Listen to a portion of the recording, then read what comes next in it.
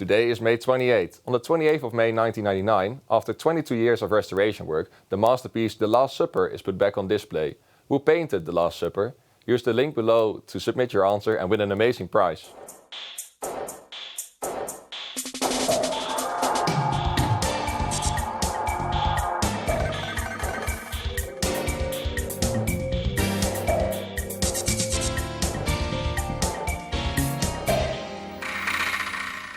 Welcome to a new episode of Smarter by the Second, and today I am joined by Matthew. Welcome, Matthew. Hello, good to be here. How are you doing? Doing all right. Good to hear. So can you shortly introduce yourself to the viewers? Yes, well, I'm Matthew. Probably some of you might already know me. I have studied math here at the University of Twente. Right now I am doing a PhD, also in math, specifically in game theory. You might have seen me also in the chess tournament. I like to play some chess. Yes, and I'm excited to see how this is going. Well, we are as well. So you are participating in the category science. Why did you pick science? Yes, well, I really like science facts. Like as a kid, I read all those like little science fact books. And well, I also on YouTube, I like to watch these documentaries. So I would like to say I know quite a bit of random science facts, but well, we'll have to see if I probably don't know everything. But Then from all fields of science, not only the math-related subjects. Yeah, quite well, a few random things here and there. Oh, well, that could come in handy today. Let's see if it helps you in the first round. Open any chemistry book and you'll find it packed with chemical equations. The first ever chemical equation appeared in 1615 in Jean Begin's Terrenium Chemicum, which translates to beginner's chemistry. An impressive feat, as there was no concept of element or compound yet, which will take at least another 50 years. Since then, chemistry has come a long way and shaped brilliant minds from all over the world.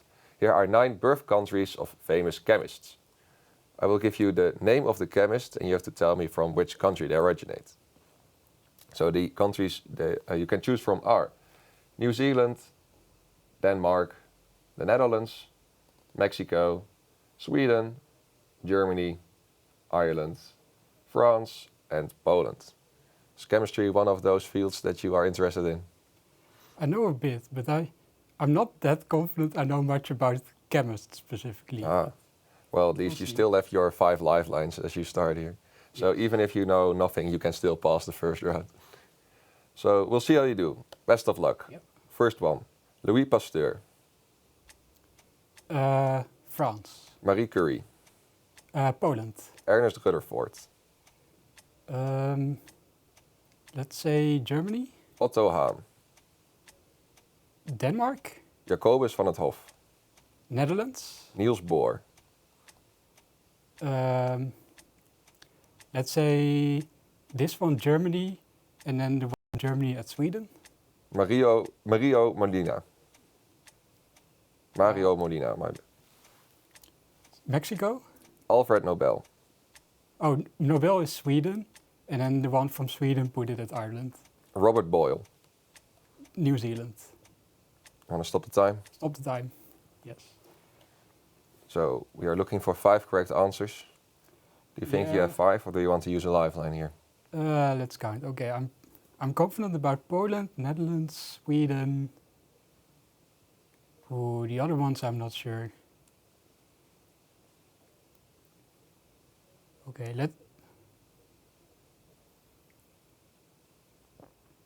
let's do 2 lifelines to be sure. 2 lifelines. I don't want to go out in the first round. Right. Playing it safe here. Yes. So 2 lifelines, so that means also 32 seconds are subtracted. And we can go to checking. First up, we had Louis Pasteur. And you said he was from France, which is correct. Then we have Marie Curie, who is of course from Poland. Then Ernest Rutherford. Here you said Ireland, but this is in fact New Zealand. So this will be counted correct using your lifeline. Then we have Otto Hahn from Germany, so not from Denmark, also using your lifeline. Jacobus van 't Hof from the Netherlands. Niels Bohr, he is from Denmark. Then we have Mario Molina, he is from Mexico. Alfred Nobel is from Sweden. And lastly, Robert Boyle is from Ireland. So in fact, you did not need your lifelines here. So you have 5 correct answers by yourself. But you do manage to get into the second round. You are what you eat, and this round is about the vital nutrients and vitamins our bodies need. Each clue will describe either a specific vitamin or essential nutrient, and you'll have to name it. I will give you the description, and then the names of the vitamins and nutrients are on the screen, and you have to tell me to which one it corresponds to. And the options you can choose from are vitamin A, calcium, potassium, vitamin D, iodine, carbohydrates, fats, vitamin C, and vitamin B12. Do these names ring a bell? Yeah, I remember a bit from biology. Did you follow biology all the way to the end of high school? No, I didn't. Yeah, me neither. But let's see how much you can remember. First one. A fat-soluble vitamin important for vision and skin health. A deficiency can cause night blindness. It's found in carrots, sweet potatoes, and liver. Vitamin A. A water-soluble vitamin and antioxidant necessary for organ formation and immune function. The deficiency causes scurvy. Citrus fruits. Vitamin C. A fat-soluble vitamin and helps the body absorb calcium, crucial for bone health. The skin produces it when exposed to sunlight. Vitamin D. A water-soluble vitamin essential for red blood cell formation and nerve function. Found naturally in animal products, so vegans must supplement. B12. A mineral abundantly stored in bones and teeth. It's essential for Calcium. a trace element required to produce thyroid hormones, which regulate metabolism. Deficiency leads to goiter and development issues. It's added to table salt to ensure people get enough. Iodine. An essential mineral and electrolyte that helps nerves transmit signals and muscles contract. It's found in bananas and potatoes. Potassium. A macronutrient that the body breaks down into glucose for energy. Carbohydrates. A macronutrient used by the body for long-term energy storage. Fats. That was the last one. Stop the time. All right, so still 5 answers needed. Do you want to use lifelines again? I think I have all of them. All of them. 100% sure, but Well, then you also get a lifeline back. So let's see if that's true. The first one, the vitamin that when the deficiency causes night blindness and is found in carrots, sweet potatoes, and liver, that's vitamin A. Then the vitamin that's found in citrus fruits and a lack of it causes scurvy, that's vitamin C. And when your skin is exposed to sunlight, then you create vitamin D. And the vitamin found in animal products, so vegans must have supplements. This is vitamin B12, so you have all the vitamins correct. And the mineral abundantly stored in bones and teeth. It's essential for muscle contraction, nerve signaling, and blood clotting. Found in dairy products, leafy greens, and fortified foods. The deficiency can cause osteoporosis, that's calcium, so that's your 5th correct one, correct. And a trace element required to produce thyroid hormones, which regulate metabolism. Deficiency leads to goiter and development issues, and is added to table salt to ensure people get enough, that's iodine. An essential mineral and electrolyte that helps nerves transmit signals and muscles contract. It's found in bananas and potatoes. Proper levels are critical for heart function. Deficiency can cause muscle cramps or irregular heartbeats, that's potassium.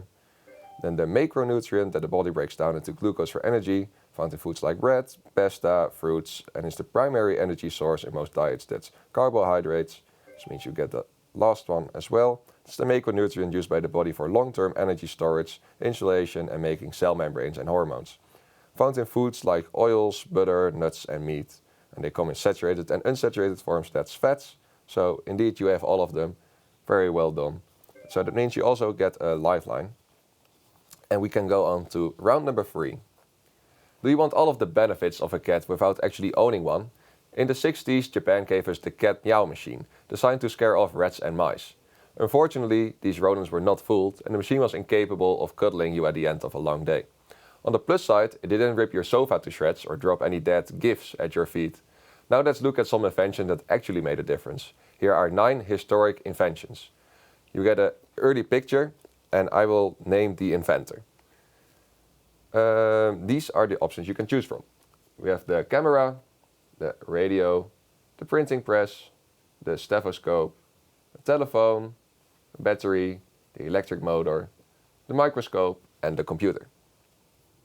So once again, you will see them on the screen, and I will name you the inventor. Good luck. Thank you. First one, Alan Turing. Computer. Guglielmo Marconi. What's this? Let's say battery. René Laennec. Printing press.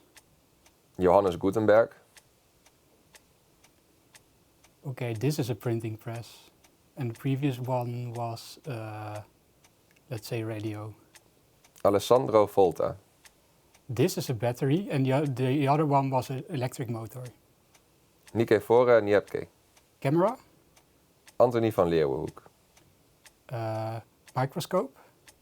William Sturgeon. Ooh. Stethoscope.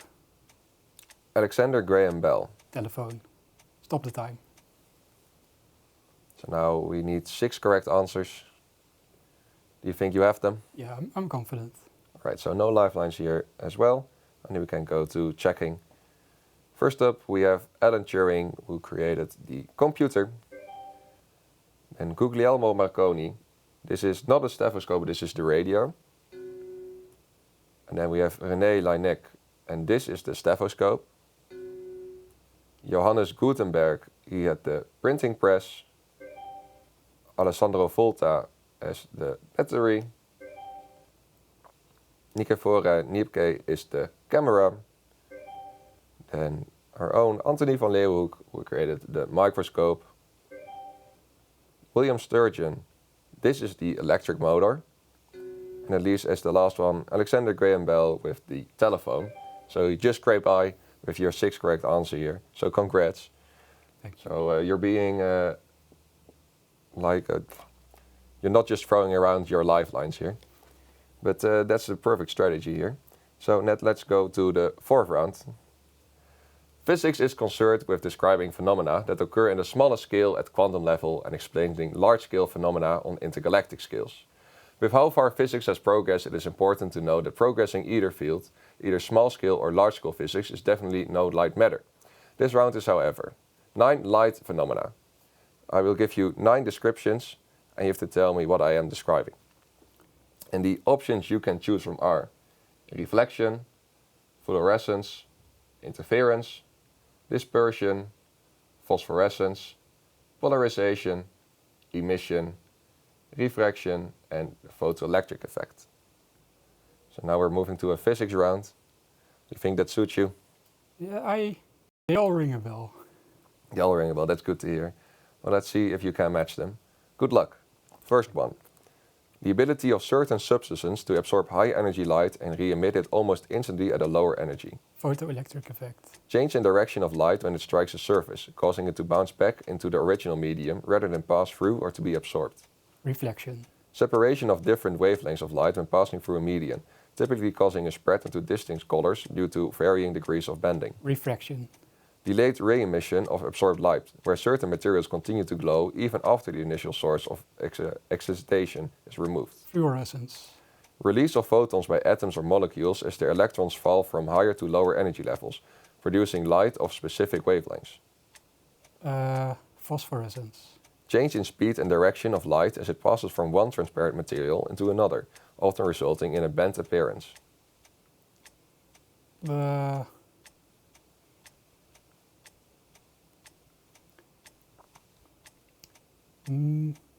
Okay, let's put it at interference. Ejection of electrons from a material surface when it's exposed to light of sufficient energy, demonstrating light's particle-like behavior. Emission. Combination of multiple light waves that overlap, producing regions of increased or decreased brightness depending on how their peaks and throughs align. This is interference, and then put the other one at dispersion. Restriction of light wave vibrations to a single plane, often achieved by filtering or reflecting light in a particular orientation. Stop the time. So there need to be 6 correct. Do you want to use any lifelines, or do you think you got them? I've got to think about it for a moment. It's hard to like get the definition that quickly. Yeah, true. Let's see. I know photoelectric effect, reflection, fluorescence, polarization. I might have switched some of them up. Oh, well, I might as well use one lifeline. Right. I see I have exactly enough seconds for one. So, you have exactly 16 seconds, so you can only use one lifeline at most, indeed. Yes, I'll use one. All right, so one will be subtracted, and then all your seconds are gone. But there's no round afterwards here anymore, so that doesn't matter. You can go to checking. The first one, the ability of certain substances to absorb high energy light and re-emit it almost instantly at a lower energy. That's fluorescence. And so that one you had incorrect, but when you use your lifeline. Then the change in direction of light when it strikes a surface, causing it to bounce back into the original medium rather than pass through or to be absorbed. That's reflection. The separation of different wavelengths of light when passing through a medium, typically causing a spread into distinct colors due to the varying degrees of bending. That's dispersion. The delayed re-emission of absorbed light, where certain materials continue to glow even after the initial source of excitation is removed. That's phosphorescence. And then the release of photons by atoms or molecules as their electrons fall from higher to lower energy levels, producing light of specific wavelengths. That's emission. So now you need all of the remaining answers to be correct. And we have the change in speed and direction of light as it passes from one transparent material into another, often resulting in a bent appearance. Then this was refraction, you said refraction and dispersion. So unfortunately that's one answer incorrect too many, but let's first finish the round. The ejection of electrons from a material surface when it's exposed to light of sufficient energy, demonstrating light's particle-like behavior. That's the photoelectric effect. And the combination of multiple light waves that overlap, producing regions of increased or decreased brightness depending on how their peaks and throughs align. That's interference. And lastly, the restriction of light wave vibrations to a single plane, often achieved by filtering or reflecting light in a particular rotation. That's polarization. So, unfortunately, you needed those two lifelines that you used in the start here. But you still made it to fourth round, so very well done. And you're not leaving here empty-handed because we have the participation award of a clock. So here you are. Thank you. Yeah, it was quite a difficult round. Really some very close definitions here. But yeah, at least you managed to get to the fourth round. Very well done. Thank you for participating. Yeah, it was nice to be here. Good to hear. And then we will be back with our next contestant. But first we go to a break for the commercials, namely a commercial for our own committee. We from our quiz are looking for new members. So are you enjoying this season of Smarter by the Second? And do you want to make the next season possible? And are you a fan of our other activities, not our quiz related? Then please contact one of us, or you can contact the committee at abacus@abacus.utwente.nl. And we hope to see you here soon as well. And now I'm joined by our next contestant, who is Maik. Welcome, Maik. Hi. How are you doing? I'm doing, I think, fine. Good to hear. So can you shortly introduce yourself? Yes, so hello, I'm Maik Overmars. I'm doing my PhD here at the university. So I also already did my bachelor and master studies in mathematics a few years ago. So I think 2021 I finished my master. So since then, a few months later, I've been doing since then my PhD. Nice, nice. So today you're participating in the category sports. So why did you choose sports? I watch quite a bit of sports, like diverse. I follow the news on sports. I like to watch it, so yeah, that's why I think I have some broad knowledge on it. That would come in handy. Do you do any sports yourself as well? At the moment, I do running. I used to do football, but injuries. Yeah, so now I don't do football anymore, but currently I just do running. Like long distance or? Define long distance. Yeah, I did the half marathon of Amsterdam. Oh, all right. That's quite long. Yes. So the past event, yeah. Yes, one was it 1.5 weeks ago. Were you happy with your time? Yeah, yeah. What was it? Just below 1:33. Oh, that's very good. That's very good. Let's see if you can score just as well here. Let's go to the first round. Very often it is assumed that home colors, away colors and third colors are chosen for football teams so as to clearly differentiate them from other teams. However, there exist exceptions to this logical rule. For example, let's take a look at Atalanta BC, currently in the Serie A. Atalanta's home colors are black and blue in vertical stripes, overly similar to yet another Italian football club. Their away color is white, again, the same as that same other Italian football club. Surely then the third colors will be different, right? Nope, both have yellow. Here are then the home colors, away colors and third colors of Italian football clubs. You will see a picture of their jerseys. Okay. You have to tell me from which club they are. So the options you can choose from are Bologna FC, Inter Milan, AS Roma, Juventus, ACF Fiorentina, AC Milan, Palermo FC, SS Lazio and SSC Napoli. So do you follow any football as well? Yes. Also the Serie A? I don't watch it. I think I know all the clubs. So I hope it should be fine, but we'll see. Well, you only do need to get 5 of them correct. Okay, that's So good. I won't say a thing, you will just see the jerseys. And I wish you good luck. Thanks. This is Palermo, Juventus, think. This is Palermo, I think. AC Milan, Lazio. This is Bologna. Oh, this is difficult. Fiorentina, Napoli, Inter Milan.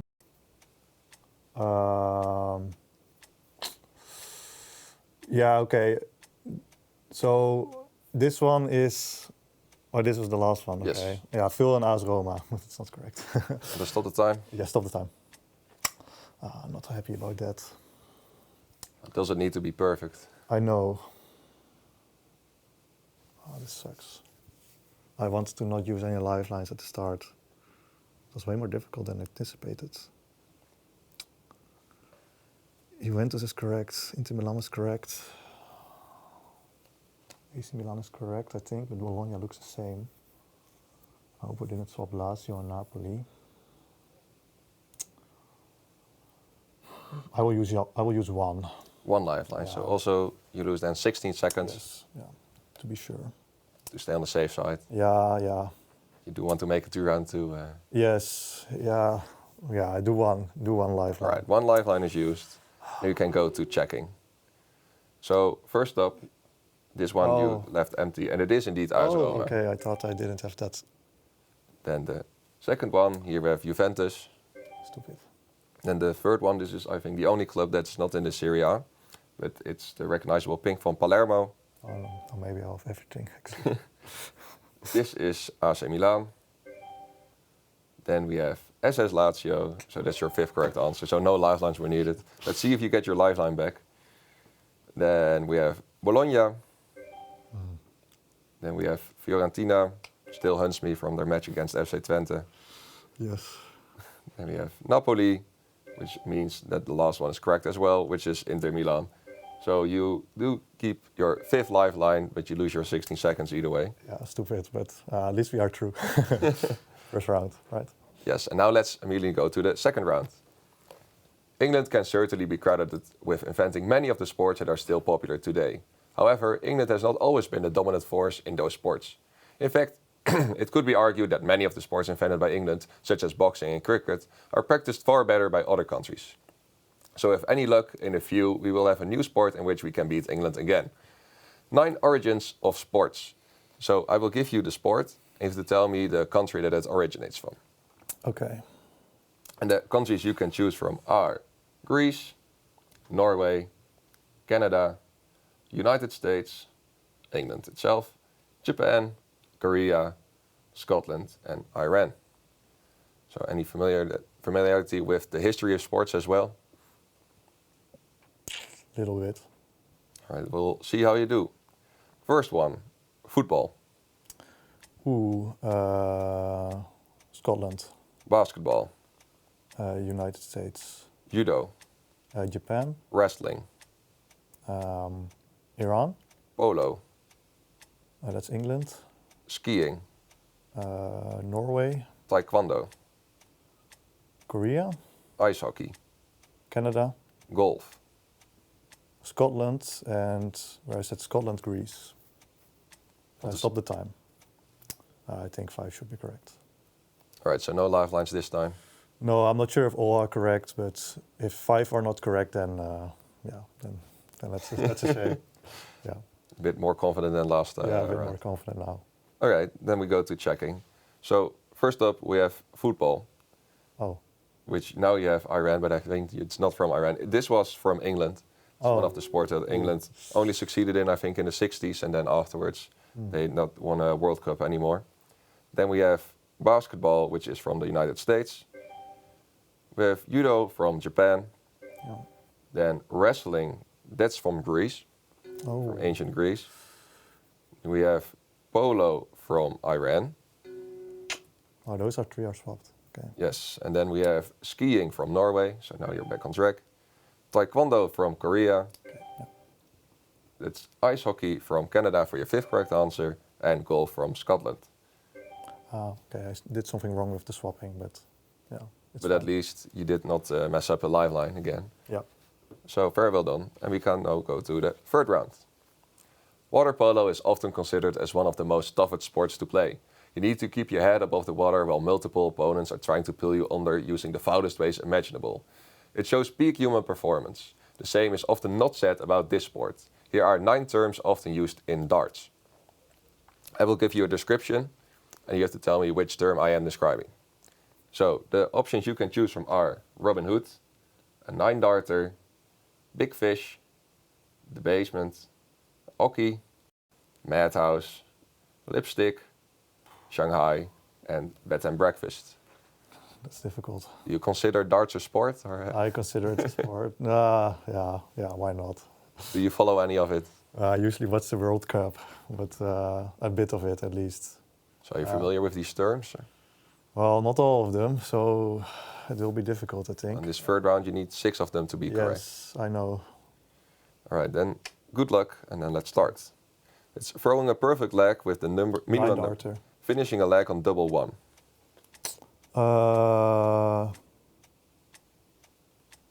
Madhouse. Throwing a dart right on another dart instead of on the Robin board. Hood. Throwing a dart in the single, double, and treble in the single, double, and treble in one turn. Shanghai. Finishing a 170. Big fish. The line from where players have to throw. Lipstick. The nickname for the double 3. Ochi or Oki. Scoring 26 by hitting the 5, 20, and 1. Bed and breakfast. A nickname for the treble 20. Basement.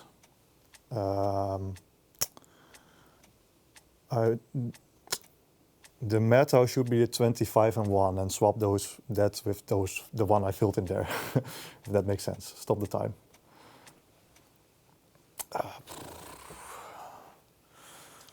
This is difficult.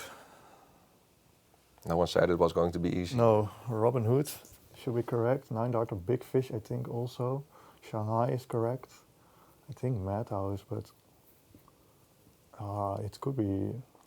Actually, I don't want to use lifelines, but